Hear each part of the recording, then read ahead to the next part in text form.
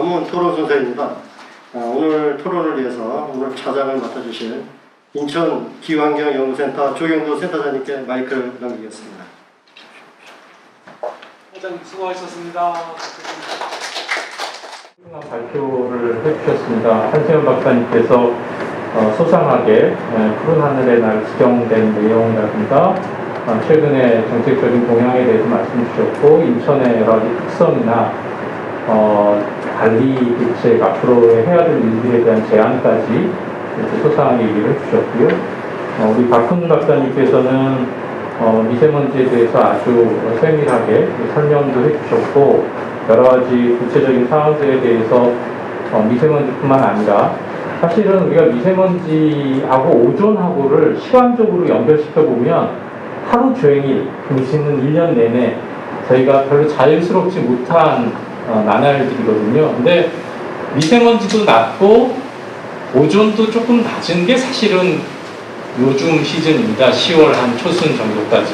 그러니까 이런 날짜가 푸른 하늘의 날로 지정이 된 건데, 사실은 이 푸른 하늘의 날을 우리나라에서 주장할 때 상당히 오래전부터 세계 공기의 날이라고 하는 이름으로 사실은 제안을 하고, 세계 물의 날도 있고 토양의 날도 있는데 공기의 날이 없다.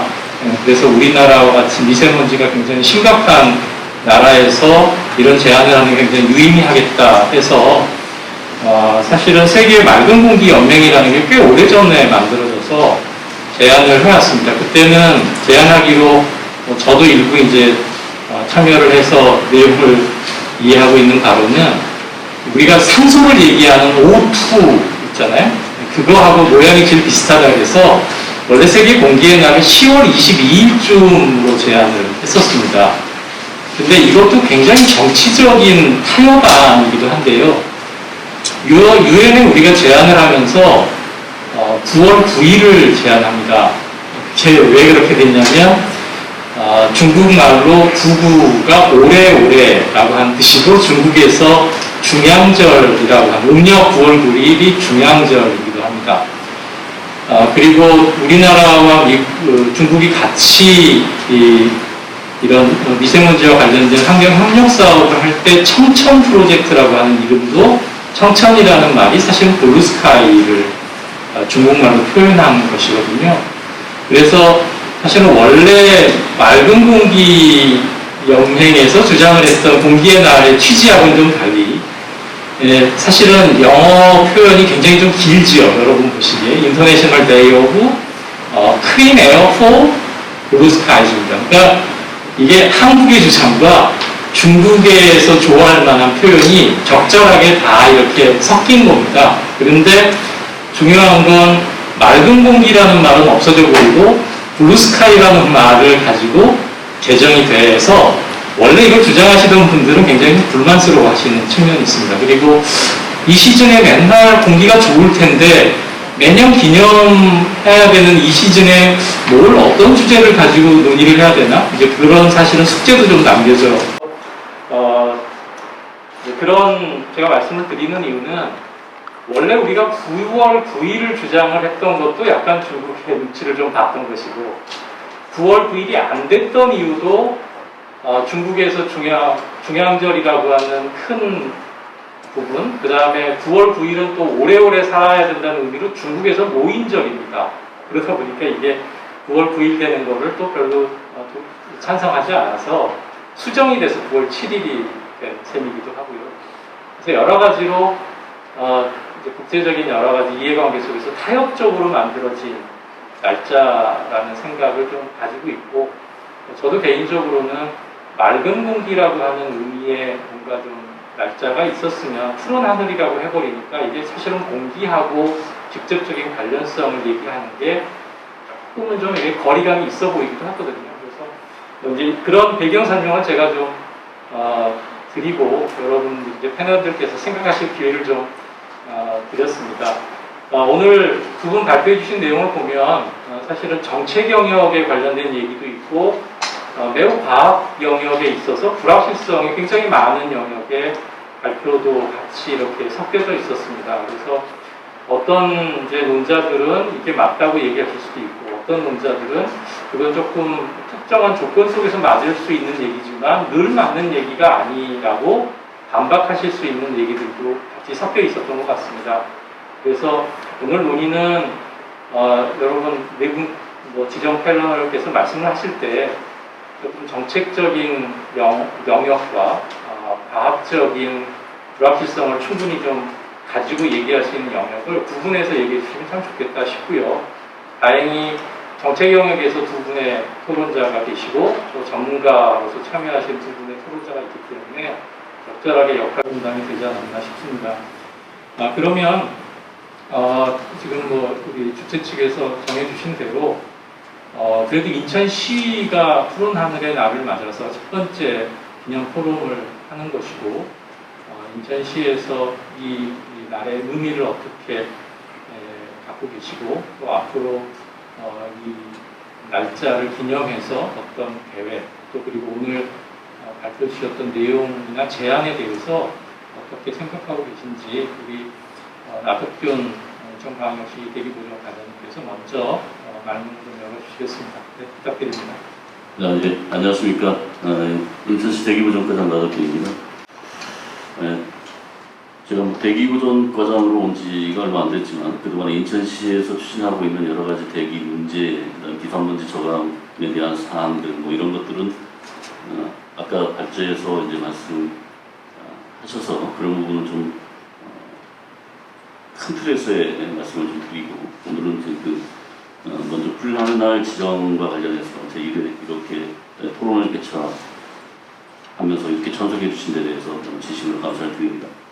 네, 저희 푸른 하늘의 날을 지정하는 아까 발제에서도 말씀하셨듯이 배경과 의의와 그리고 지방자치단체가 해야 할 것, 그다음에 개인적으로 해야 될 모든 것들에 대해서는 같이 동감하고 그에 대해서 잘 해야겠다는 생각을 합니다.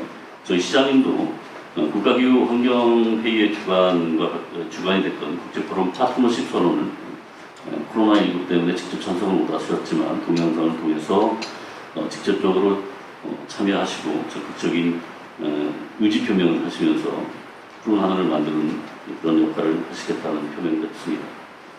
그래서 저희 인천시 지방자치단체 역할을 충실히 해가면서 모두를 위한 맑은 공기를 만드는데 우선 잘해야겠다 이런 각오를 갖고 오늘 포럼을 시작하려고 합니다.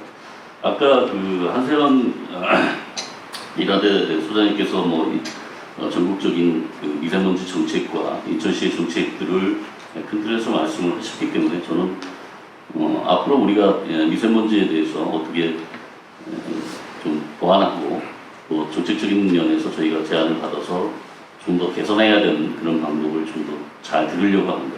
그 틀에서 아까 말씀하셨듯이 중앙정부의 미세먼지 고농도 특별 대책을 바탕으로 저희도 2024년도 미세먼지 저감 대책을 종합적인 계획을 수립해서 매 연도마다 이제 그 실천 계획들을 잡으면서 우리가 이루고 있는데 2002년 올해 년도는 아까 발제에서 말씀하셨듯이 7개 분야에서 7개 분야 62개 사업에 대해서 세부적으로 저희가 추진하고 있습니다. 물론 이제 이런 계획들을 세부적으로 하나씩을 해 나가다 보면 여러 가지 생각하지 못했던 문제점들이 나타나고 그 문제점들을 좀 더 보완해서 여러 가지 미세먼지 저감하는 데 있어서의 정책들을 좀 더 충실히 보완해 나가려고 합니다.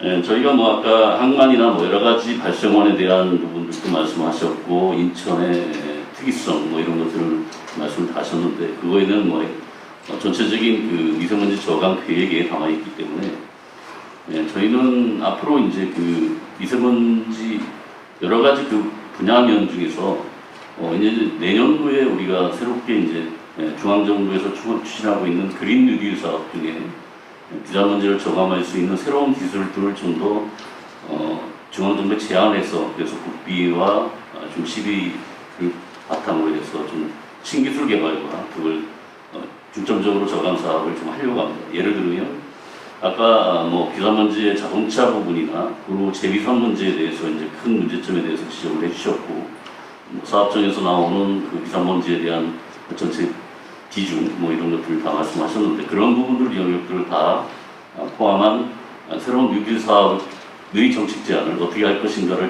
고민하고 있는데, 새로운 기술에서 항상 우리가 재비산먼지를 도로에서 제거하기 위해서 지금 항상 하고 있는 사술차와 뭐 진공차, 흡입차로 통해서 지금 하고 있는 방법 외에 새로운 기술을 좀 도입해서 항상 도로에서의 재비산먼지를 좀 더 쉽게 그리고 기술적으로 제거할 수 있는 이런 방법을 저희가 찾고 있습니다. 그래서 일부 지자체에서 또 하고 있는 야외 공기청정기라는 뭐 이런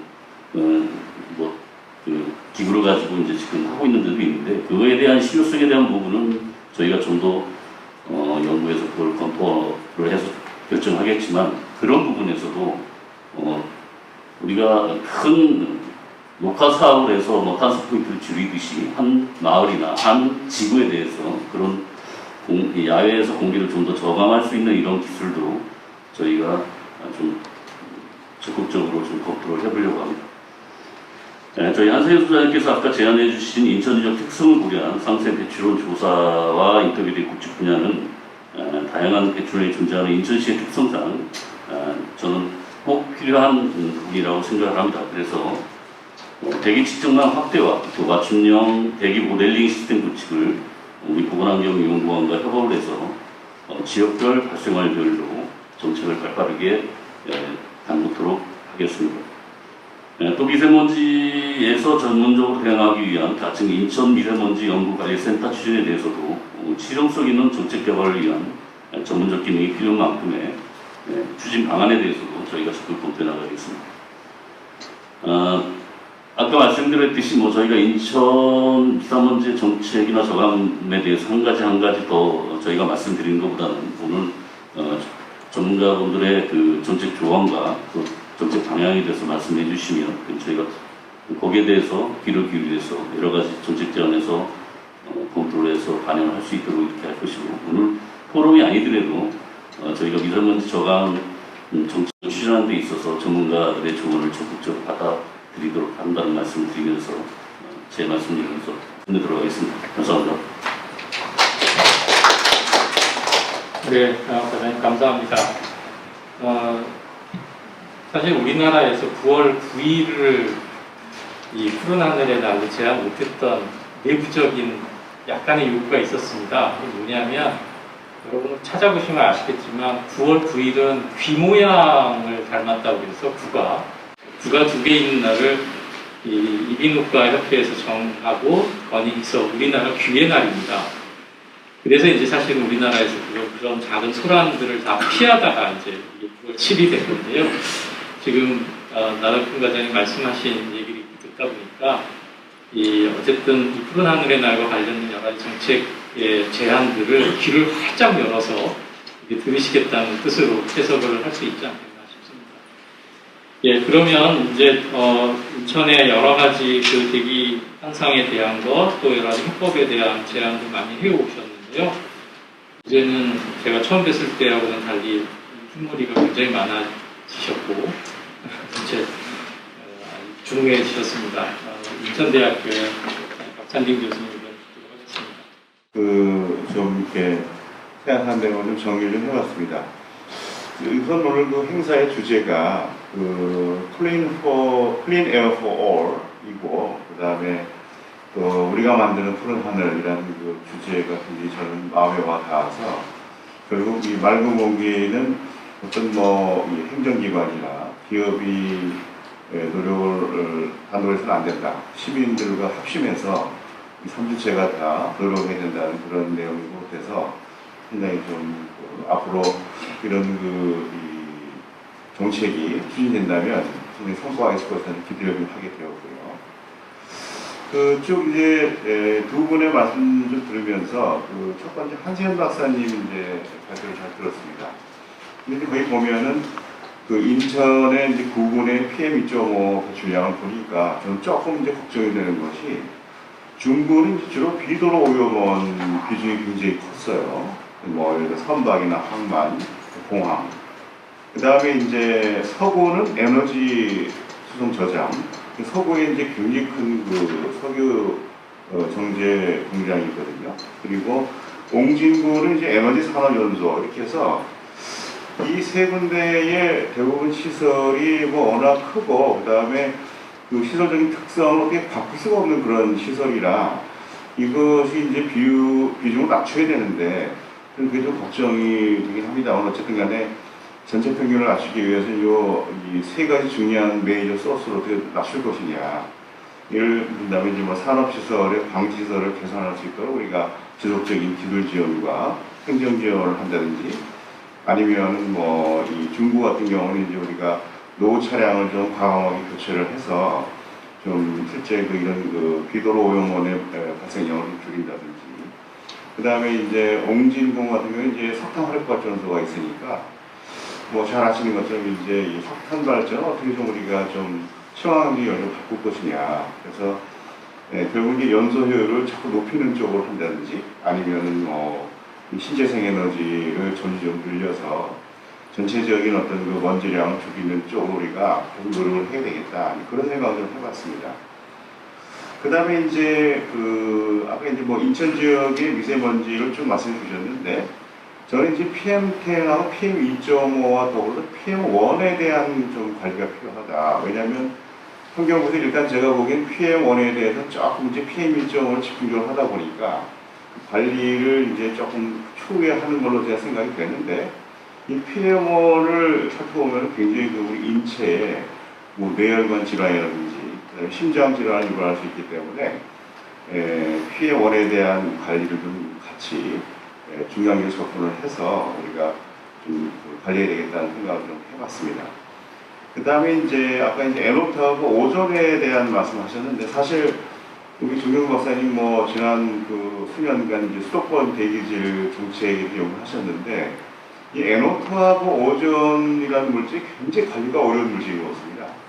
아무리 노력을 해도 이게 뭐 아웃산가스로 내려가는 게 아니고 뭐 일정한 수 유지한다든지 올라가고 해서 결국은 이 오존하고 에노트는 서로 뛸래야 뛸 수 없는 관계이기 때문에 결국 에노트를 좀 획기적으로 줄이면 오존도 좀 성과가 있을 것 같아서 이 에노트 발생량의 많은 부분이 뭐 절반 이상 자동차이기 때문에 결국 이 자동차의 연료를 자꾸 이 비화석 연료로 바꿔야 되겠다. 그래서 뭐 서울시 같은 경우에도 정책 보니까 향후 10년 이후에는 뭐 그 화석연료 자동차는 뭐 승인 안 하겠다는 얘기를 하지 않습니까? 그게 사실 그게 그 현실적으로 될지 모르겠는데 어쨌든 자동차에 대한 대책을 좀 세워서 우리 인천 지역을 포함한 수도권 지역에 그 농도를 낮추는 게 좋겠다 생각해봤고요. 그 다음에 이제 주요 도시별 미세먼지 농도 추이를 보니까 인천은 2015년도에 굉장히 높은 수치를 유지하다가 최근에 오면서 2018년도에 굉장히 낮아졌어요. 그래서 이런 그 일정량의 개선이 상당히 저는 고무적이고 특히 이제 뭐 우리 인천시에서 작년인가요? 추진하셨던 그 미세먼지 집중 관리 지역이라는 제도가 있습니다. 이건 뭐냐면 악취 관리 지역처럼 먼지 농도가 높은 지역을 좀 선정해서 그 부분을 특별히 좀 관리하는 거거든요. 그래서 이런 그 미세먼지 집중 관리 지역 제도를 좀 더 확장해서 뭐 예를 들어 산업단지 인접한 주거지역이라든지 아니면 교통밀집 지역이라든지 또는 뭐 공업지역이라든지 이런 그 인접한 지역의 주민들을 대상으로 건강관리를 좀 강화시킨다는 이런 프로그램을 좀 지속적으로 했으면 좋겠다 생각을 해봤습니다. 다음에 이제 우리 박건 박사님 발표를 잘 들었습니다. 그래서 이제 거기 보면 이제 처음에 여러 가지 먼지의 종류를 설명해 주셨잖아요. 그래서 사실 이제 학교에서 학생들 강의할 때 제일 먼저 이제 얘기하는 게 이제 미세먼지 종류인데 저는 이제 그 중에서 생각나는 게 뭐냐면 이 흉이라는 먼지 있지 않습니까? 그 훈연. 그래서 이 훈연에 대한 관리가 지금 뭐 환경부나 인천시나 전체적인 관리 차원에서 하고 계시는데 그 산업단지에서 발생되는 이런 그 훈연에 대한 관리가 좀 추가되지 않느냐. 그래서 왜냐하면 이게 응축성 먼지이기 때문에 뭐 중금속이 많이 포함되어 있거든요. 그래서 예를 들어서 뭐 카드뮴이나 납 같은 그런 물질이 포함되는 게 이제 흉이기 때문에 이런 부분도 좀 우리가 비중 있게 관리할 필요가 있다. 그 다음에 이제 아까 그 경유차와 휘발유차 그 실제 주행 시 대기오염 물질 발생량을 설명해 주셨어요. 그래서 저는 그걸 보면서 딱 생각하는 것이 거기다 이제 온실가스 발생량을 좀 추가해서 그 유럽에서 이제 경유를 타는 이유가 이제 그런 거지 않습니까? 그래서 어떤 총괄적인 성적을 우리가 한번 보면서 이 휘발유와 경유를 앞으로 어떻게 좀 비율을 맞춰 나갈 것인가 그런 부분이 좀 있으면 좋았겠다 생각을 해봤습니다. 그 다음에 뭐 여러 가지 많은데 시간이 많이 가기 때문에 이 에너지 산업 연소에 대한 설명을 해주셨는데 그 아까 이제 보면은 유연탄에 기인하는 미세먼지 중에서 그 석스 기인 생성률이 굉장히 높지 않았습니까? 이거는 어떻게 될까요? 그러니까 그 소위 그 석탄에서 발생되는 이 황성분을 미리 칼랑을 해서 없앨 수 있는 건지 아니면은 이 배출 후에 현황을 통해서 낮춰야 될 건지 그런 부분에 대한 고민을 좀 해봐야 될 것 같아서 이건 뭐 저를 포함해서 많은 전문가들께서 좀 고민해야 생각을 해봤고요.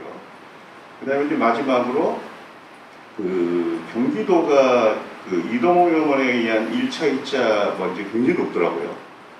그 이유는 타 시도에 비해서 왜 그런지 저도 생각해 봐야 되겠는데 뭐 서울이나 부산 대비했을 때 경기도 지역이 높은 이유를 좀 저도 생각해 해서 제가 그 정도 좀 의견을 말씀드리고 앞으로 좀 계속 논의해 주겠습니다. 감사합니다.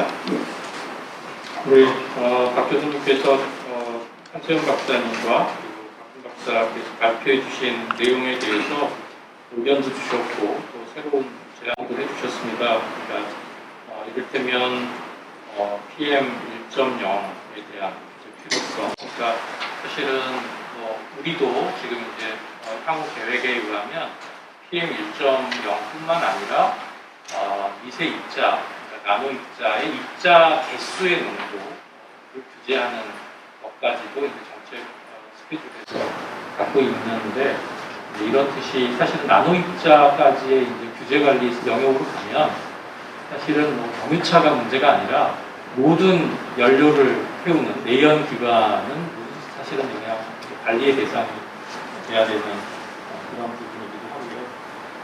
그리고 우리 박훈 박사님께 경유차와 관련된 조금 더 좀 더 통합적인 그런 분석이 있으면 어떻겠냐라고 하는데 사실은 이 부분은 제가 간혹 좀 이렇게 인용하는 표현이기도 한데요.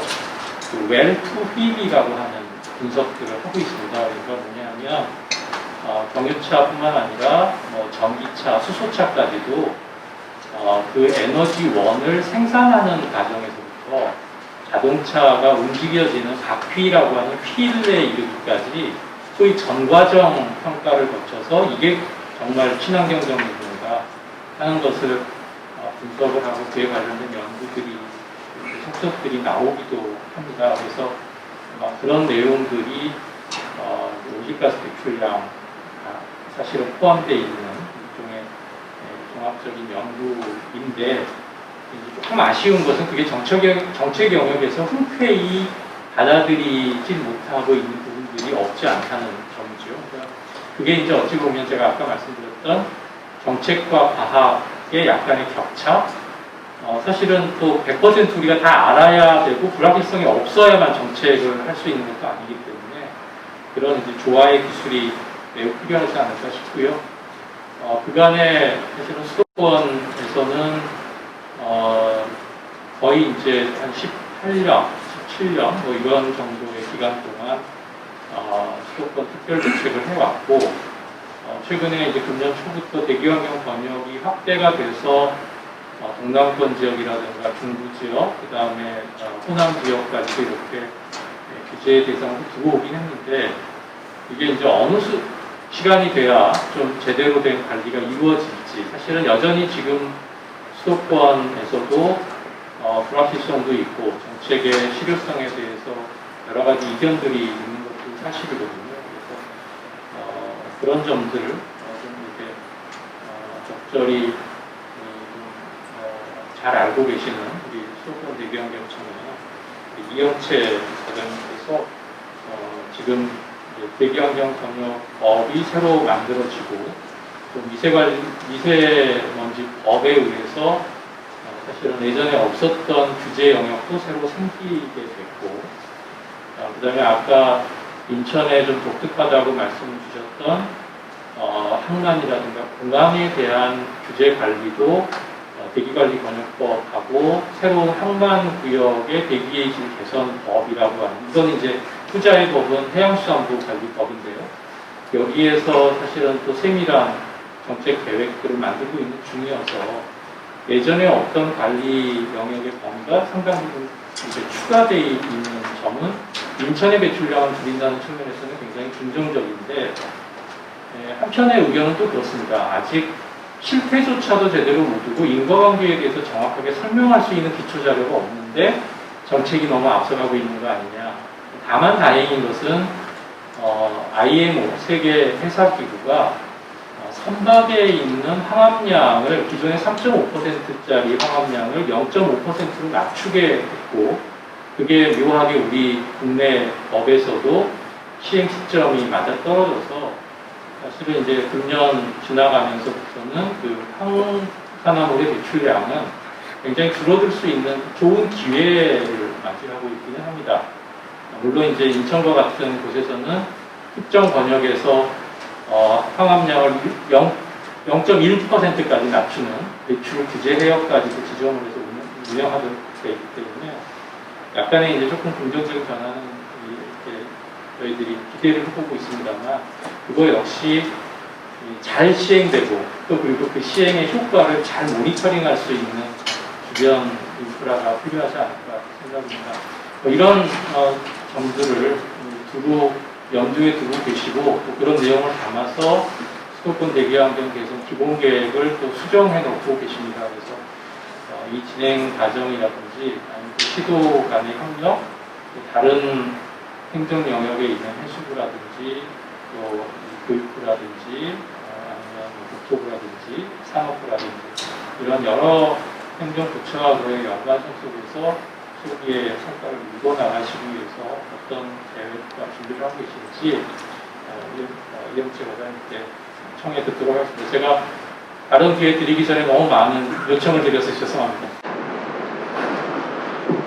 예, 수도권 대기환경청 이영채입니다. 먼저 코로나19 날 기념 포럼을 주최 주관하신 인천시와 인천녹색환경지원센터에 감사드리고, 인천지역 시민들의 관심과 함께 참여를 제공할 수 있는 기회가 되었으면 합니다. 아마 미세먼지 문제에 대한 부분은 아마 일반 국민들이 가장 개선을 해야 될 필요가 있는 환경 분야 중에서 첫 번째이기 두 번째의 어떤 연결을 차지하고 있습니다. 그래서 모든 국민들이 관심과 또는 염려 속에서 우리가 대기 환경 관리 대책에 대한 부분을 추진하고 있습니다. 그리고 시청에서는 아마 일반 국민의 참여나 이런 부분도 중요하지만은 국가와 지자체, 특히 인천시라든지 학계, 연구기관과의 어떤 정책이나 사업에 대한 협력이 가장 우선적으로 추진돼야 된다고 생각합니다. 그래서 저희 청에서도 수도권 대기환경관리 기본계획 2020년부터 2024년까지 5개년 계획을 변경 추진 중에 있고, 현재 각 시도에서 시행계획에 대한 부분을 수립해서 아마 9월달까지 저희들에게 제출하도록 이렇게 요청을 하고 있는 상태입니다. 아마 시행계획에 대한 부분을 서로 면밀히 협의를 해서 해당되는 지자체에서 직접적으로 실행이 가능한 그런 부분의 어떤 사업들로 진행이 되고 또 효과를 제고할 수 있는 그런 방향으로 추진하고자 하고 있습니다. 바로 우리 청에서도 어떤 관계기관과의 어떤 협력이든지 아니면 협업 사업을 추진하고, 가장 중요한 것이 각 개별 지방자치단체별로 특성에 따른 사업 관리를 가장 우선해야 된다고 생각합니다.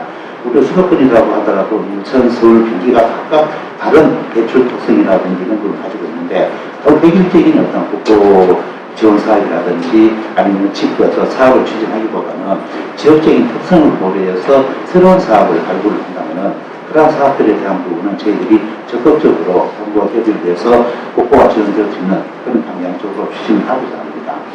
그리고 이 어떤 수도권 대기 관리법에서 아마 번역법으로 개정이 되면서 아울러서 어떤 대기 관련 8개법이 지금 개정이 완료가 됐습니다. 그래서 각 부처별로 또는 우리 환경부에서도 개별로 어떤 대기 환경 관리법이라든지 각각의 개별적인 분들 다해서 각각 사업들에 다 추진 중에 있는데 아마 번역법에 대한 부분 실질적으로 지금은 아마 준비 단계 있고 실질적으로 하기에는 아마 조금 시간이 걸려야 될 것 같다는 그런 생각이 듭니다.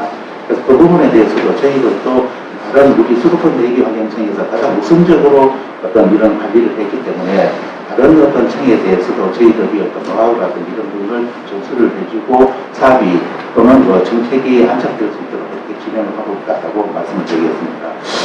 두 분 주제 발표 내용에 대한 부분 중에서 제가 좀 우리 정책적인 측면에서 좀 중요하게 생각했던 두 가지 사항에 대해서 좀 말씀을 드리겠습니다. 대기오염 문제는 지역적 특성이라든지 발생원을 고려한 대책이 가장 우선돼야 된다고 생각합니다. 인천시의 경우에도 공통적으로 산업이나 수송 등에 대한 오염은 확인합니다만 가장 특징적인 부분이 항만이라든지 공항에 의한 어떤 오염의 문제에 대한 부분을 어떻게 접근할 거냐에 대한 부분이 가장 중요하다고 생각합니다. 지금까지는 어떤 인천 항만지역의 경우에 초미세먼지 배출량은 약 8% 정도가 선박에 차지하고 있고 대형 전류차 출입이라든지 하는 다른 어떤 문제로 인해서 주요 미세먼지 배출원으로 꼽히고 있습니다. 지금까지는 이런 부분에 대해서 조금 어선한 사항이 있었습니다만 원래부터 인천광역시에서도 적극적으로 이 부분에 대해서 사업을 관리를 강화하는 쪽으로 진행 중에 있는 것으로 저희들도 파악을 하고 있습니다. 그래서 앞으로도 인천지역 항만이라든지 공항에 대한 대기오염 대책 수립에 있어서 우리 수도권 대기환경청과 인천시 항만공사 관련 기관들이 함께 어떤 실태 조사를 하고 함께 공동으로 어떤 개선 대책을 수립할 수 있는 그런 계기가 되었으면 하는 그런 생각입니다. 그리고 두 번째로는 우리 박춘 연구위원님께서 발표하신 사항 중에서 오존의 어떤 관리 필요성에 대한 부분 제기하시는데요. 저희들도 그 부분에 대해서는 상당히 수도권 대기환경청에서도 중요한 어떤 대기 관련 문제라고 생각을 하고 있습니다. 오존의 경우에는 아마 여러분께서 잘 아시지만은 자극성이라든지 산화기를 통하고 가끔 인체에 대한 어떤 질환을 유발할 수 있는 그런 물질을 뿐더러 초미세먼지의 어떤 중분 물질이기도 합니다. 그래서 원래 계절관리제 시행이라든지 코로나19로 인한 산업활동 우차 등의 이유로 미세먼지라든지 이산화질소, 이산화황의 어떤 대기오염 물질의 농도는 저하가 됐습니다. 그런데 상반기 중을 보면은 오존의 농도의 경우에는 상반기 1월부터 6월까지 농도가 작년에 비해 증가하는 경향을 보이고 있습니다. 다만 7월달, 8월달은 장마의 영향으로 조금 떨어졌습니다만 계속적으로 지속적으로 증가하는 영향을 보이고 있기 때문에 이 부분에 대해서는 상당히 좀 우리가 우려스럽게 생각하고 있는 부분입니다. 미세먼지나 녹수에 대해서는 일반적으로 어떤 방지 기술이라든지 대처로에서의 방지 기술에 대한 부분이라든지 이런 부분은 조금 제약일 수 있습니다만 오존에 대한 부분의 경우에는 2차적인 어떤 오염으로 발생되기 때문에 관련 정책에 대한 부분이 활발하게 논의되거나 관리하기 위한 대책들이 활발하게 진행되지는 못한 것으로 파악을 하고 있습니다. 그래서 이 어떤 오존에 대한 부분에 대해서는 초미세먼지 농도 감소, 그리고 미세먼지 농도 감소와 함께 인체에 대한 유해성의 부분을 보호를 해서 오존의 중고물질인 녹소의 저감과 함께 부요시의 저감과 함께 녹소에 대한 관리도 같이 병행해서 진행해야 되지 않을까 하는 생각입니다. 저희들이 수도권 대기업청에서 이 녹소와 오존의 어떤 상황을 보니까 녹소의 농도가 상당히 높으면은 오존의 농도 자체가 그렇게 높아지진 않더라고요. 근데 녹소의 농도가 낮아지면은 오존의 농도가 상당히 높아지는 그런 현상을 보이고 있는데 이런 부분에 대해서 인과관계에 대한 부분이라든지 그러면은 오존과 녹소의 어떤 관리에 대한 부분을 어떤 형태로 진행하고 가야 될 건지에 대한 부분은 상당히 좀 많이 연구를 하고 학회라든지 연구기관과 같이 협력을 해야 될 그런 사항이 있느냐 하는 생각입니다. 그래서 다른 물질은 어느 정도 관리 대책이라든지 관리 시간에 대한 부분은 집중적으로 하고 있습니다만 오존에 대한 부분은 앞으로는 새로운 어떤 관리 물질로서 어떤 국민의 건강이라든지 미세먼지의 어떤 저감을 위해서 오존에 대한 부분도 정책의 중요한 사항으로 봐서 대책을 강구해야 되지 않을까 하는 그런 생각입니다. 네, 이상 발표를 마치겠습니다. 네, 부장 감사합니다. 특성에 대한 지역 특성에 대한 부분 강조해 주셨고요.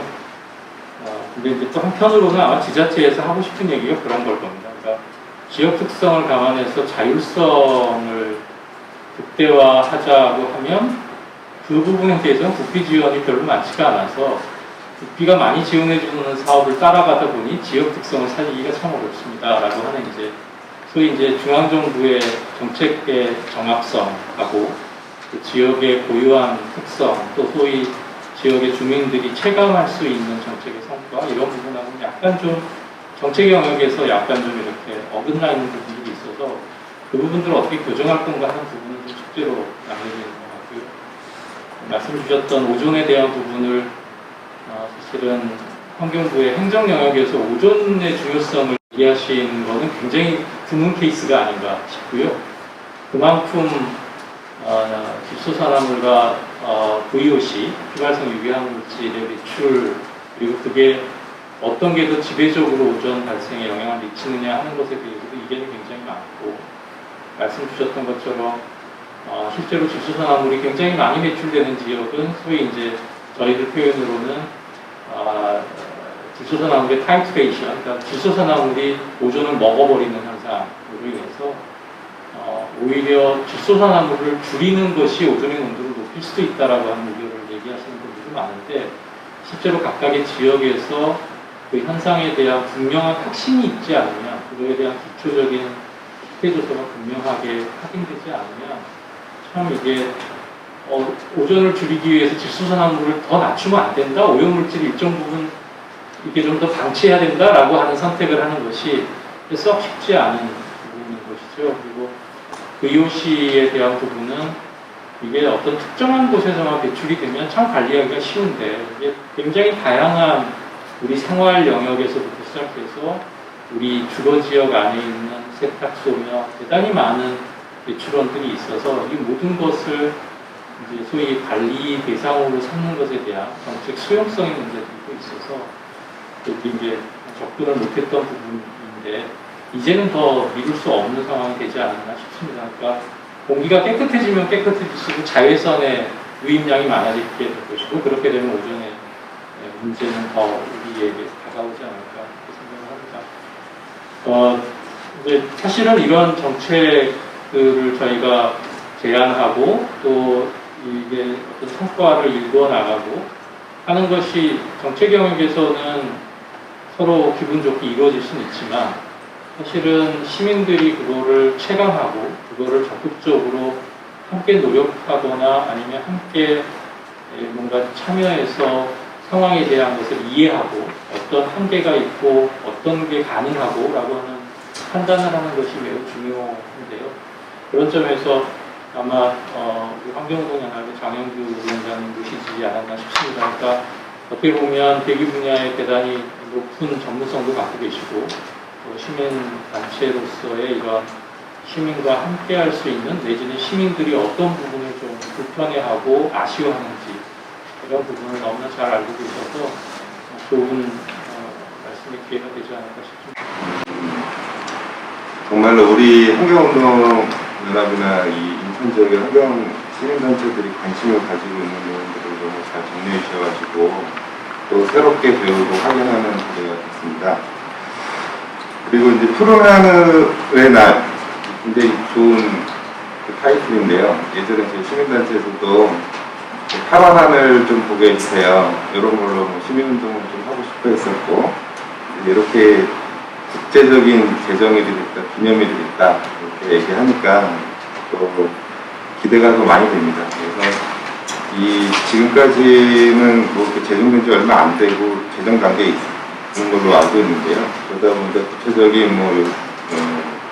기념일 사업이라든지 이런 것들이 나오진 않은 것 같습니다. 그렇지만은 저희가 기대하건대 시민들의 어떤 이런 자꾸만 기후변화라든지 대기오염이라든지 이런 부분에 대해서 그 심각성을 인지할 수 있는 그런 계기가 되는 기념으로 남기를 좀 바라고요. 일단 오늘 그 말씀해주신 내용들 중에 몇 가지 좀 이렇게 앞에서 벌써 얘기를 하셔가지고 제가 좀 강조를 하고 싶은 거 하나 하고요. 그다음에 조금 정부에서 이렇게 이런 것들 많이 시행하시는데 좀 적극적으로 좀 해주시면 하는 것들 바람을 좀 얘기하려고 합니다. 일단 인천이 이제 뭐 아시다시피 항만하고 공항하고 산업시설들이 굉장히 밀집해 있기 때문에 우리 그 인천시 대기 보존과의 그 2년 전인가 제가 제안을 했던 내용이 뭐냐면 거의 대부분의 예산이 그 경유차, 노후경유차 또 사업으로 돼 있더라고요. 그거는 이제 100억 단위 뭐 몇백억 이러는데 대기보존과 전체 예산을 따져보면 100억도 안 되거든요. 무슨 말이냐면은 우리 인천시의 대기보존과의 대부분의 예산이 그걸로 투입이 된답니다. 근데 그게 정부 사업이기 때문에 정부가 그만큼 돈을 주니까 그러면 이게 예산이 2배로 늘어나잖아요. 지자체에 매칭을 하니까요. 굳이 왜 그렇게 해야 되느냐. 매칭하지 말고 그 돈 갖고 대기보존과에서 하고 싶은 사업들 했으면 좋겠다라고 이렇게 요구를 했던 적이 있어요. 이게 2년 전으로 됐거든요. 근데 이제 실질적으로 이거는 제가 볼 때 중앙정부의 잘못이라고 생각해요. 왜냐하면 인천시가 가지고 있는 특수한 상황을 조금 이해만 해주신다면 노후경유차의 그 매칭 사업을 뭐 이렇게 그거는 그거대로 가더라도 특수한 상황, 항만에 대한 대책이나 이런 것들에 대한 예산을 좀 더 이렇게 국비로 주실 수 있는 그런 상황이 있지 않을까라는 것들을 저희들이 주장을 했었거든요. 그리고 실제로 지금 얘기하시는 항만, 그 선박에 의한 벙커시유에서 나오는 게 엄청나잖아요. 특히 인천항은 잘 아시다시피 부산항이나 평택항보다 입항 대기 기간이 굉장히 깁니다. 그러다 보니까 저기 대이작도 앞에 부화산 위에 올라와서 이렇게 보면요, 선박들이 이렇게 쭉 서 있어요. 서 있는 게 뭐 며칠씩 서 있습니다. 입항 허가가 떨어질 때까지. 무슨 날 물동량이 이제 뭐 여기서 항구에서 처리를 하고 나서 다시 그걸 받아야 되잖아요. 들어올 수 없으니까 기다리라고 이제 대기 명령하는 동안 계속 시동 끄고 있는 게 아니거든요. 계속 이제 먼지는 나가고 있습니다. 그 어디로 오느냐? 충남, 충북, 인천 이쪽으로 다 오게 됩니다.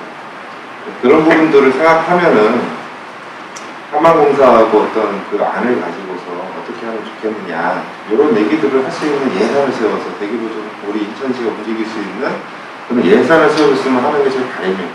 결국은 작년부터 저희 시민단체하고 항만공사가 그 열심히 속된 말로 시민단체에서 항만공사를 열심히 쫓아와가지고 막 뭐라 했죠. 그래서 거기서 미세먼지 저감을 위한 사업들을 자체적으로 개발하기도 하고 해서 올해 며칠 전에 수도권 대기환경청장님 상을 받으신 것 같아요. 환경부 장관님 상을 받으셨나? 그랬을 겁니다. 항만공사에서. 그런 사업들을 좀 할 수 있게 좀 했으면 좋겠다. 특히 이제 뭐 공항 같은 경우에는 어떻게 잡을 방법은 없지만 그렇다 해서 우리가 공항에서 나오는 미세먼지를 측정하고 있느냐? 그건 아니잖아요. 공항에서 나오는 항공유가 지금 다들 아시다시피 유연 휘발유가 아니잖아요. 유연입니다. 거기서 나오는 그런 거 뭐 측정하시나요? 안 하시잖아요. 그러니까 그런 부분들에 대해서 좀 우리가 좀 심각하게 그 예산 중앙정부가 국고 예산을 집행하실 때 너무 일률적으로 하지 말고 문제가 되는 지역들 특수성을 좀 감안해서 지원을 했으면 하는 게 바람입니다. 그 다음에 이제 제가 이제 환경운동연합에 들어와서 회원이 된 지는 오래됐지만 실질적으로 이제 뭐 이렇게 활동하기 시작한 건 한 5년 정도 된 것 같아요. 5년 정도 지나면서 제가 느낀 그 우리나라 환경 관련 법들의 구조라든지 이런 내용들을 보면 상당한 선진국 수준이라고 생각합니다. 근데 문제가 뭐냐면 정부가 규제 기능에 있어가지고 상당히 좀 이렇게 뭐랄까요, 정확하게 규제를 할 수 있는 상황이 아니다라고 생각을 합니다. 예를 들어서 지금 그 산업단지에서 발생하는 VOC, 휘발성 유해화물들이 지금 문제가 되고 있잖아요. 이제 미세먼지도 마찬가지고 뭐 오존의 문제하고 다 어떻게 좀 엮여 있는데 VOC 발생량이 발생을 시키고 있는 사업장들을 가면은 대기오염 방지시설이 어떤 거냐면 대부분 H타워, RTO라든지 이런 산업 연소시설은 0. 몇 %다. 그 다음에 이제 그 H타워를 운영하는 그 상황을 살펴보시면은 90% 이상이 가짜 활성탄을 넣고 사용하고 있어요. 흔히 말하는 그 활성화되기 전에 탄인 차콜이라는 탄을 쓰고 있죠. 그래서 정말로 그 현장에서 그런 것들을 몰라가지고 그 규제를 못 하시는 거지. 규제의 어떤 근거가 없으시는 거지. 사실은 뭐 항상 하는 얘기죠. 인력 부족. 근데 제 생각에는 그렇지 않습니다. 제 생각에는 우리 정부가 너무 기업들이나 그 산업 현장에 대해서 너무 관대하다라고 생각합니다. 예전에 그 아주 유명한 그 과학자분이 클레오펜터스 기억나시죠? 유연 휘발유에 의해 가지고 공기 중에 농도가 굉장히 증가하는 것을 과학적으로 측정해내셨어요. 수십 년 동안 공부를 하시면서. 근데 그분을 지켜줬던 거는 그 거대 기업, 그 휘발유를 파는, 유연 휘발유를 파는 거대 기업과 그 거대 기업의 후원을 받는 정치가들의 그 탄압에도 불구하고 결국은 1970년에 대기청정법을 만드는 역할을 하셨거든요. 근데 그분을 지원했던 거는 정부기관들입니다. 공공보건국이나 국립과학재단. 그런 분들이 그런 지금 우리 연구자분들 여기 앉아 계시지만 지속적이고 끊임없는 믿음으로 계속해서 지원을 해주셨어요.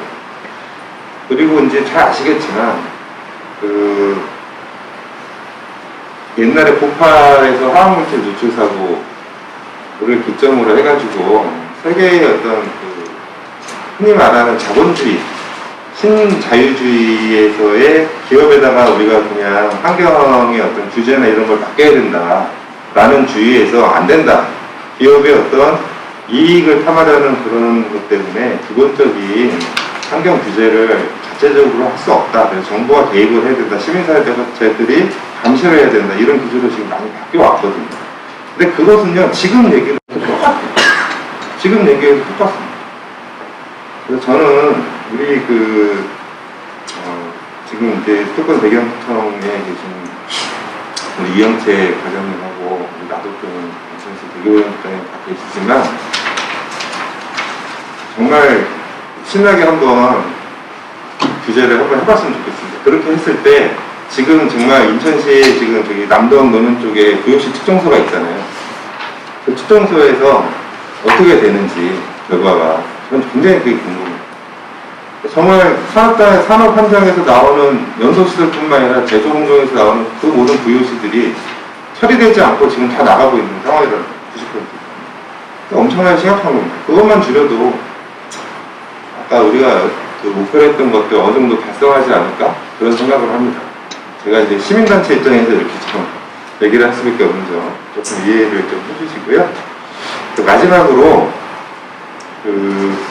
푸른 하늘의 날 제정하신 가장 큰 취지는 사실은 아까 설명드린 것 제가 이제 뭐 추측하건데 시민단체나 뭐 이런 사람들이 있는 게 아니라 시민들을 대상으로 한 날이라고 생각을 해요.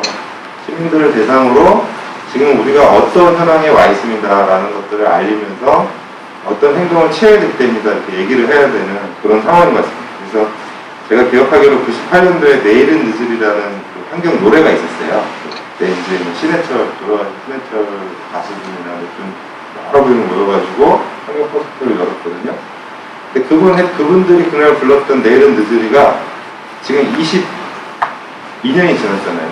22년이 지났는데 늦은 거죠. 그분들이 노래할 때하고 지금 22년 지난 이 순간에 우리가 기후변화를 얼마나 느끼지 않습니까?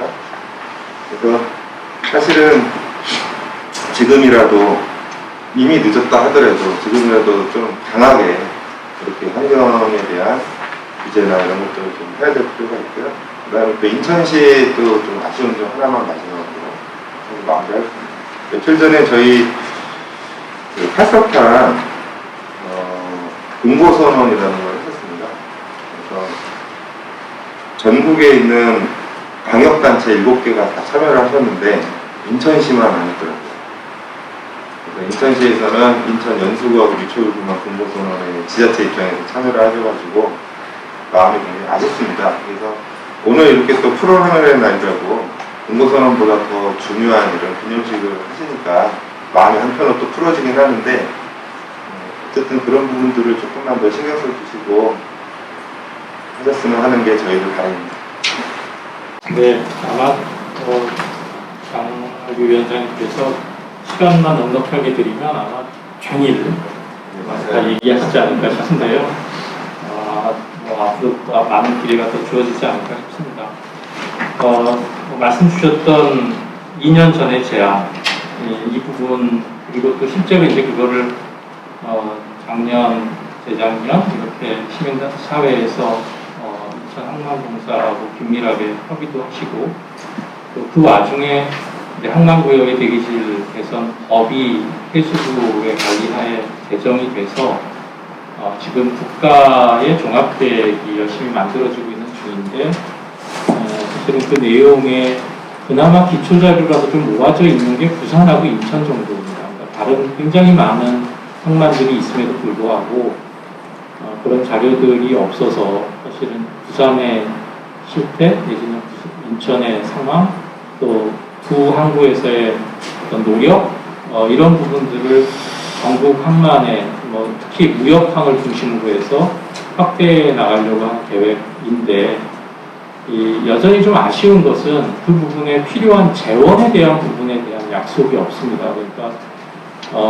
장 위원장님 말씀하셨던 그 경유차에 대한 부분들이 어쨌든 소비자들에게 구입할 때는 없었던 규제였기 때문에 그 부분들을 일정 부분 지원한다라고 하는 입장에서 재정에서 보조를 해주시는데 이 항만과 관련된 여러 가지 사업에 대해서는 이게 국가가 환경부가 해주기도 어렵고 해양수산부가 해줄 의지도 지금은 별로 찾아보기가 좀 어렵고 그렇다고 해서 항만공사 차원에서 할 수 있는 일도 아니고 이렇게 분위기를 보면 지자체 눈치를 이렇게 보고 있는 느낌이거든요. 근데 그거는 또 보면 선박사가 있고 선사가 있고 하주가 있고 또 여러 가지 하역사나 관련되는 또 물류 수송을 하는 관련된 업체들이 굉장히 다양해서 그게 어느 부분에서 지원이 이루어지고 인센티브나 페널티가 주어져야 필요성을 담보할 수 있을까 하는 부분들은 사실은 숙제도 남겨져 있는 부분이기도 합니다. 그래서 그 점은 적어도 해수부가 동의하고 있는 것은 지자체와 해수부와 환경부의 협의체 구성 속에서 뭔가 해법을 찾고 향후의 성과에 대한 확인들을 해나가겠다라고 하는 입장이기 때문에 그 부분에 조금 더 인천시에서나 수도권청에서 적극성을 가져주시어야 특히 인천에서의 항만에 대한 여러 가지 비중 내지는 뭔가 좀 우리가 느낄 수 있는 개선이 이루어지지 않을까 싶고요. 공항은 사실은 배출량 측면에서 보면 우려하셨던 공항의 항공유가 선박에 있는 항암량보다는 적지만 자동차에 들어가는 연료에 있는 항암량에 비해서는 굉장히 높은 항암량을 가지고 있습니다. 그래서 근데 여전히 대기관리관역법에 의해서 대기 개선 계획을 수립하고 관리하는 대상에 항공기는 포함되어 있지 않습니다.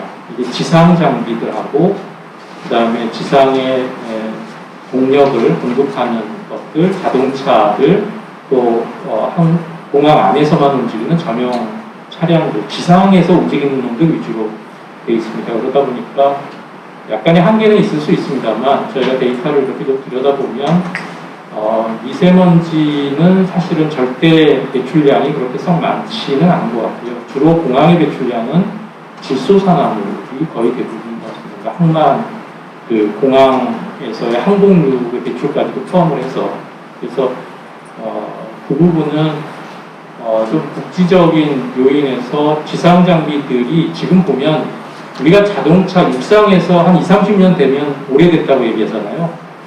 근데 항만이나 공항에 가보니까 이게 나이가 엄청나게 많은 장비들이 무지하게 많습니다. 그러니까 사실은 똑같이 경유로 하더라도 얘네들만 신형 장비로 바꿔줘도 배출량이 거의 한 10배 이상 줄어들 수 있는 가능성들을 가지고 있거든요. 그래서 제가 최근에 이제 마무리했던 공항에 관련된 공항 대기 개선 계획의 가이드라인을 드릴 때 적어도 인천에서의 공항이나 김포공항 같은 경우 관리가 좀 되면 목표치를 굉장히 높게 잡아줘도 좋겠다. 왜냐하면 지금 거의 아무 일도 안 하고 있었기 때문에, 그리고 나이 많은 장비들이 너무너무 많기 때문에, 그래서 그런 점들은 상대적으로 인천국제공항공사가 다른 공항에 비해서 굉장히 많이 투자도 했고요. 또 실제로 지상에서 전기를 사용하는 장비들에 대한 실제 그게 가동되고 있는 시간 자료까지도 인천광역시에게 계속 보고도 하는 협력 체계도 갖추고 있고 해서 그런 점들은 조금씩 더디가겠지만 일단 길은 좀 열려 있지 않나 싶어서 말씀을 좀 드렸습니다.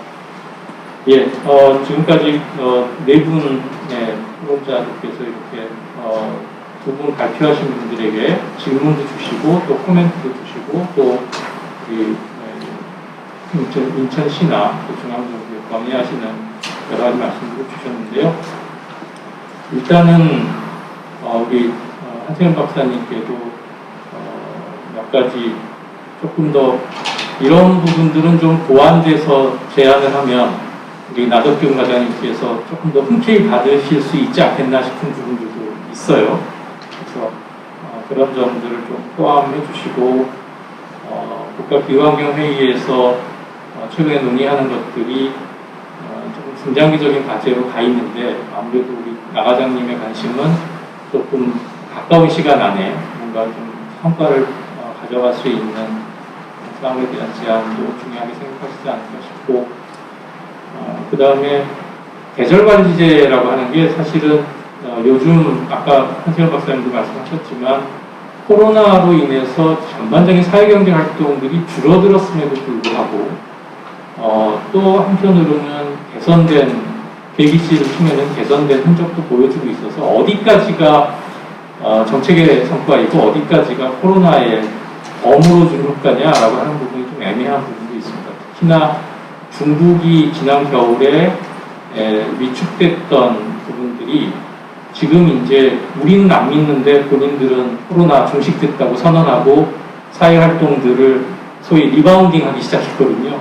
그랬을 때 이번 이제 10월 중순 되게 넘어가면 중국에서 난방철이 시작되면 스멀스멀 미세먼지의 농도가 높아지기 시작하는데 우리가 이번 겨울에 있을 계절관리제의 어떤 점들을 좀 차감하고 당장 농도를 낮출 수는 없겠지만 개선할 수 있는 인프라에 대한 생각들을 조금 이렇게 보태주시면 좋겠고요.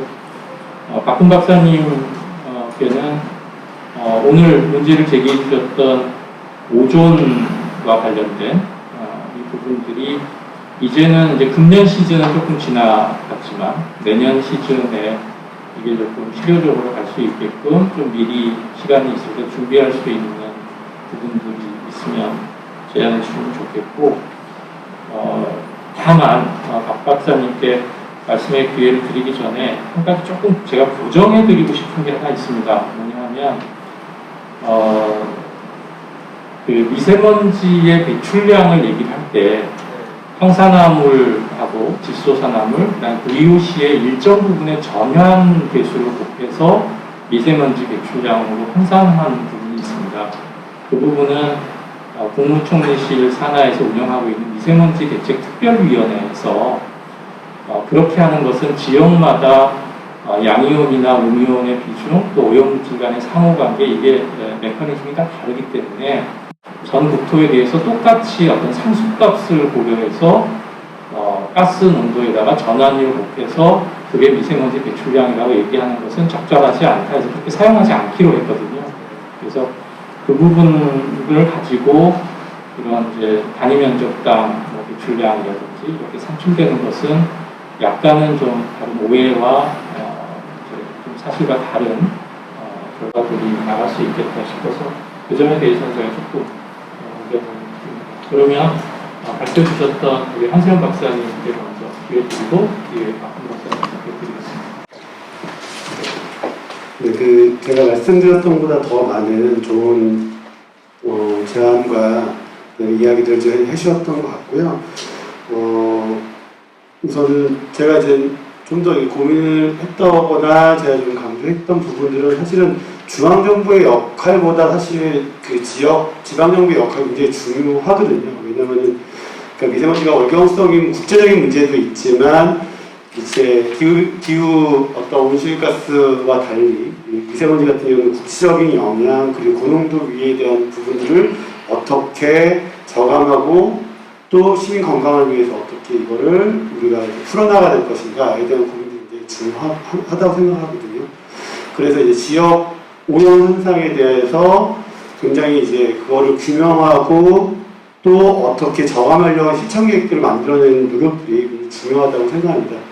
그런 면에서 지금까지도 굉장히 이제 많은 노력을 해왔지만 이제 앞으로도 좀 더 이런 그 지역적인 원인 규명에 대한 역할 또는 기초적인 자료들을 구축하는 역할들 그다음에 또 시민들과 같이 할 수 있는 어떤 액션 플랜들을 만들어내는 역할들 이런 것들이 굉장히 좀 강조되고 좀 투자되고 그다음에 이런 공간들 그런 계기들을 마련하는 것들이 좀 필요하지 않나 좀 생각이 들어서 그런 부분들을 좀 더 이제 저도 이제 들으면서 또는 말씀드리면서 강조했던 부분이고요. 지금은 이제 저희가 우리가 배출량 중심으로 이제 과제가 왔다면은 이제 지역적인 농도에 대한 저감, 또 시민 건강을 저해하는 노력들, 그다음에 향후에 이제 중장기적으로 그 기후 위기에 대응하기 위한 이제 기후 변화와의 대응과에 어떻게 대기질 개선을 연계할 거고 공동의 노력을 할 것인가에 대한 부분들이 이제 함께 고민해야 될 시점이지 않을까 하는 생각이 듭니다. 네. 그런 부분들에서 이제 좀 그런 부분들이 좀 제안드렸던 부분에서 좀 강조했던 부분이고요.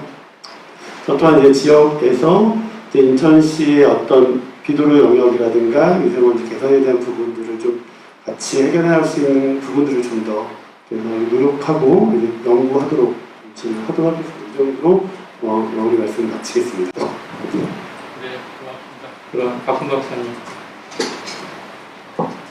네, 말씀 감사합니다. 제가 오늘도 원래 그 전환계수 관련해서는 질문이 나오지 않을까 해가지고 작년까지는 정부에서 캐스 자료 발표하면서 전환계수를 곱해가지고 이제 수치를 최종 수치가 얼마다 1차 생성과 2차 생성 얼마라고 발표했는데 이번에 발표를 안 하더라고요. 그래서 저도 이거 왜 발표 안 했지?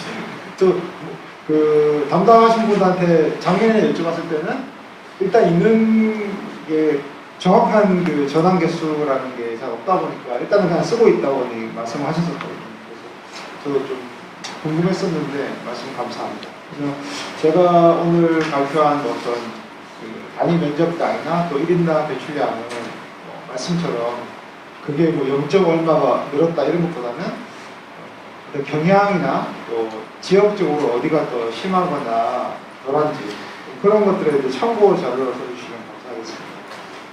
그리고 제가 그 주어진 통계만 쓰고 또 제가 인천의 상황을 깊이 이해를 못하고 있어서 발표할 때 공항 쪽에 대해서는 잘 이해를 못하는 것이 사실 항만 얘기를 많이 했는데 사실 이게 지난달 기준으로 8월 달에 서울은 초미세먼지가 18마이크로그램까지 떨어졌는데 인천이 지금 13마이크로그램까지 떨어졌거든요.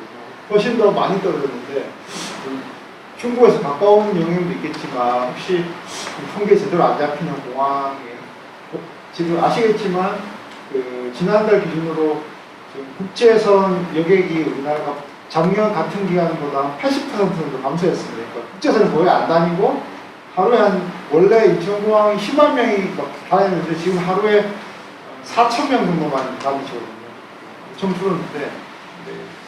물론 이제 화물 수송용은 여전히 많이 다니긴 하지만 공항 관련해서는 그런 데이터가 좀 제대로 주어져야 아까 장윤주 의장 말씀하신 것처럼 산업 부분을 배려하듯이 혹시 항공 부분을 배려한 정치 혹시 있는 것인지 좀 그래서 좀 제대로 데이터가 있으면 조금 더 문제를 파악하고 해결책을 찾는 데 도움이 되지 않을까 생각합니다. 그리고 박찬진 교수 말씀하신데 저도 퓨 관련해서는 좀 예전에 저는 잘 모를 때는 중국에서 중금속이 날아온다는데 중금속이면 무거운데 어떻게 날아오는지 그런 얘기 있었거든요. 그래서 그런 이거는 제 전문 분야를 넘어서는 거긴 하지만 좀 더 관련된 것들을 공부해서 이제 저희 쪽에서는 혹시 저희는 뭐 이렇게 좀 담당 기관만큼 깊이 있게 공부한 건 아니지만 저희가 시민 민간 연구소에 할 수 있는 부분을 더 할 수 있도록 하겠습니다.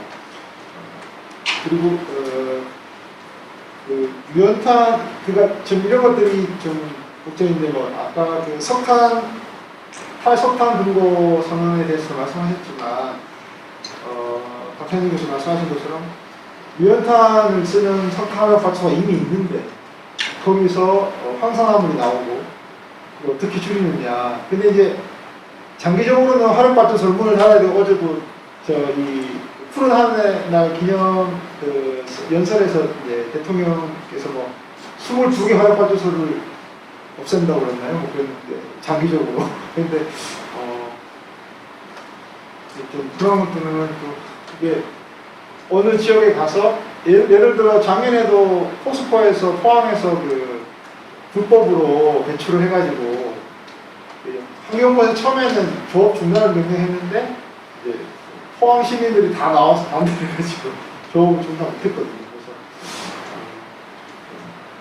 그래서 그런 제 수준에서 드릴 말씀 은 아니지만 그런 주민의 어떤 반대, 주민이 원하는 것들까지 반영해가지고 어떻게 대기 오염 문제를 해결하나, 뭐 해결까지는 아니라 완화하나, 좀 완벽한 대책이 없을 경우는 최선의 그 결과를 얻을 수 있는 정책이 뭔가 제 수준에서는 그냥 더 고민하게 되는 정도로 말씀드리겠습니다. 감사합니다.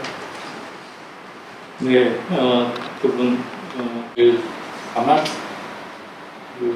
최근에 아마 다른 분들도 그렇게 느끼셨는지 모르겠는데 뭔가 코로나 이후에 우리가 파란 하늘을 보는 기회도 많아졌지만 주변에 있는 나무들이 굉장히 생육이 잘 되고 있는 모습도 발견할 수가 있었습니다. 그러니까 어떻게 보면 저희 연구원의 권전호 박사님하고 이렇게 같이 식사하고 늘 하는 얘기가 작년, 재작년에 비해서 나무들이 너무너무 푸르게 잘 자라고 있는 것 같습니다. 라고 하는 얘기들을 했었거든요. 그리고 최근에 또 미세먼지 정책과 관련해서 대단히 큰 비용을 들여서 노력하고 있는 부분이 도시 바람 숲길에 대한 투자들입니다. 그래서 제가 왜 이런 얘기를 슬그머니 꺼내냐면 우리 배양석 교수님, 우리 센터장님께서 마무리를 하시면서 좀 미세먼지하고 관련된 실마리를 조금 연결시켜서 얘기해 주시면 좋겠다 싶어서 실마리를 조금 드렸고요. 전체적으로 오늘 진행된 내용에 대해서 우리 센터장님 마무리 말씀해 주시면 고맙겠습니다. 오늘 그 조경도 센터장님 굉장히 자장하시면서 굉장히 고생 많이 하셨습니다. 감사드리고요. 사실 오늘은 우리 인천 녹색환경지원센터가 주관해서 하는 제1회 푸른 하늘의 날 기념 포럼입니다. 그래서 오늘 굉장히 열띤 그런 토론이 되고 굉장히 감사히 생각합니다. 오늘 사실 두 분의 주제자가 있었는데 한시영 박사님 그리고 또 박군 연구위원 박군 박사님께서 사실 저를 보면은 굉장히 저한테는 새로운 지식들이 포함되어 있었고요. 그리고 이와 같은 발제 이후에 굉장히 좀 긴 그런 토론이 정말 이어졌습니다. 네 분의 우리 대기보전 과장님, 박찬진 인천대 교수님, 이영치 교육과장님, 장명규 인천환경운동연합 정책위원장님, 아주 많은 내용으로 토론을 해주셨고요. 사실 푸른 하늘 그리고 맑은 공기 있을 때는 이게 저는 하루아침에 해결될 문제는 아니라고 생각합니다. 그렇지만 우리가 이제 계속 관심을 가지고 이렇게 해서 이제 포럼을 하면서 조금이라도 개선 방안, 그러니까 처음에도 말씀하셨습니다만 한세영 박사님께서는 우리 인천 특성에 맞는 그런 그 미세먼지 인벤트를 구축하기 위해서 여러 가지를 해야 된다. 그런 말씀하셨는데 사실 뭐 가장 중요한 게 그 모니터링 구조, 자연 생태계도 사실 모니터링이 가장 더 중요하고 거기서부터 모든 게 시작되는데 오늘 제가 생각할 때는 그렇습니다. 이 자리에서 사실 뭐 굉장히 그 토론이 많이 되고 했더라도 우리 나덕균 우리 과장님 그리고 또 이영채 우리 과장님께서 조금만 더 관심을 가져주시면은 관심 가져주시는 만큼 푸른 하늘, 맑은 공기에 더 가까워지지 않을까 이렇게 생각합니다. 사실 조경도 우리 센터장님 말씀하신 것처럼 요즘 코로나19로 사실 뭐 항공기, 선박 모든 거 지금 운송수단들이 정말 그 7, 80% 줄어들고 그러면서 주변에 사실 공기에 대해서 지금 어떤 컴플레인 하는 사람이 많이 줄어들었죠. 이게 정상적인 것은 사실 아닙니다. 산업 활동이 줄어들어서 그래서 그 공기가 지금 좋아졌다 그래가지고 될 일이 아니니까요. 정상적인 산업 활동을 하고 사회 활동을 하면서 맑은 공기를 우리가 매일 숨 쉴 수 있는 그런 인천이 되어야 되고 그런 우리나라가 되어야 된다고 생각합니다. 그래서 아마 이번에는 또 제1회지만 좀 더 빠른 시일 안에 다시 또 제2회, 제3회 푸른 하늘의 날 기념 토론을 저희들은 기획을 좀 해보고자 노력을 해보겠습니다. 제가 사실 회의에 뭐 이런 전혀 생각을 하지 않고 가만히 있다가 갑자기 우리 센터장님께서 말씀하시라고 해서 그랬는데요. 오늘 정말 모든 주제 발제 또 토론 특히 조경도 우리 센터장님 아주 훌륭하신 좌장 역할을 해주셔가지고 굉장히 오늘 열띤 토론이 된 것을 다시 한번 감사 말씀드립니다. 감사합니다. 네, 원래 가장의 역할은 시간 내에 끝내는 게 가장 큰 역할인데 시간을 너무 많이 들여서 오히려 여러분께 죄스러운 상황이 된 것 같습니다. 다른 때 같으면 사실은 플로어에서 빨리 안 끝내냐라고 하는 눈치가 굉장히 막 쇄도하는데 오늘은 이렇게 그냥 저희들끼리 모여서 얘기하다 보니까 그런 스트레스를 좀 적게 받은 것 같습니다. 마무리하면서 제가 말씀드릴 거는 그거 같습니다. 저희가 1, 2년 전에는 상상하지 못했었던 일들이 일어나고 있거든요. 그러니까 아까 활석탄 공부에 대한 말씀을 하셨지만 사실은 문재인 정부가 처음에 들어섰을 때 노후 석탄 화력발전소 말고 지금 짓고 있거나 계획하고 있는 화력발전소를 어떻게 멈춰 세울 건가라고 하는 얘기가 있었을 때 저는 그런 얘기를 했었습니다. 거기에 투자하고 있는 금융사들에게 너희들이 기대하고 있는 20, 30년 동안 꾸준히 수익이 있지 못할 거다라고 하는 메시지만 줘도 그 금융사들이 손을 뗄 겁니다. 라고 얘기를 드렸습니다. 근데 출구 전략을 만들기 위해서 끊임없이 그거에 대해서 선투자한 것에 대한 뭔가 보상, 뭐 이런 것들이 오고 가는 바람에 손을 먼저 들어준 측면이 있는데, 불과 2년 만에, DCF에서조차도 석탄 화력에다 투자하는 은행들은 아예 DCF의 이행기구로서 채택하는데 결격으로 삼아서 빼버리고, 그 다음에 지금 이제 지자체에서도 시금고나 불금고를 선택함에 있어서도 그런 기후에 오히려 원인을 제공하고 있는 투자자들에게는 기회를 주지 않겠다라고 하는 대단히 큰 변화들이 일어나고 있거든요. 그러니까 미세먼지에 있어서도 그런 변화가 충분히 기대해 볼 만하다 하는 게 긍정적인 부분의 요인이고요. 또 한 가지는 아까 박훈 법사님께서 2013년에 중국의 대기오염 배출량 통계를 보여주셨는데 되게 그 이후에 한 5, 6년 동안 굉장히 드라마틱하게 중국의 대기오염 배출량이 줄어듭니다. 근데 에너지 사용량은 줄어들지 않고 굉장히 빠른 속도로 늘어나거든요. 유심히 들여다보면 어떻게 되냐면 석탄 화력 발전소는 외곽으로 돌리면서 생산량을 줄이고 원자력 발전소를 그때 당시보다도 훨씬 더 많은, 그러니까 그때 운영되고 있던 발전소보다 원자력 발전소보다 더 많은 것을 건설하고 있고 계획하고 있습니다. 그게 대부분 중국의 동부 지역에 놓여 있는. 그러니까 이게 이제 중국의 입장에서 보면 그린 뉴딜 내지는 기후 변화에 대처하는 그들만의 전략입니다. 그래서 그게 우리한테는 또 부정적이고 굉장히 우려할 만한 상황에 따라 미세먼지 농도는 줄어들고 있는데 우리가 지금 테이블에 올려놓고 있지 않은 또 다른 위기는 점점 증폭되고 있는 그런 어려운 상황에 있다는 점도 저희들이 늘 같은 테이블에 놓고 살펴야 되지 않을까 싶습니다. 마찬가지로 미세먼지 정책도 마찬가지입니다. 어느 한 부분을 줄이기 위해서 어디를 압박하거나 부속하거나 아니면 인센티브를 부여하면 꼭 다른 부분에서 예상치 않았던 추가적인 대출이 나타나게 되고 파급 효과들이 늘 발생하더라고요. 그러니까 그런 맥락이 사실은 수도권에 있었던 여러 가지 에너지 발전 시설들이나 산업 시설들이 충남으로 옮겨가게 됐던 이유이기도 합니다. 그리고 지금은 충남에서 굉장히 탈석탄이라든지 굉장히 에너지 친화적인 사회 복원을 위해서 노력하고 계시지만 그때만 하더라도 수도권에서 규제가 강화돼서 어디 갈 곳이 없는 산업 입지들을 적극적으로 지역 경제를 위해서 받아들였던 정책을 썼던 것이 또 충남이기도 했거든요. 그런 시간의 흐름 속에서 우리가 들고 나는 것, 또 우리가 좀 챙겨야 되는 것, 손해볼 것 이런 부분들을 좀 다 펼쳐놓고 균형 있게 봐야 되지 않을까 싶습니다.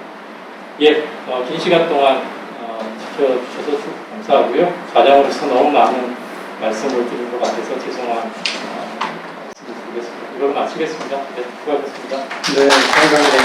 조경도 센터장님 수고하셨습니다. 두 분의 발제와 열띤 토론으로 시간이 많이 흘렀습니다. 두 분 발제자분과 토론자 여러분께 다시 한번 감사의 말씀을 드립니다. 이상으로 제1회 푸른 하늘의 날 기념 포럼을 모두 마치겠습니다. 대단히 감사합니다.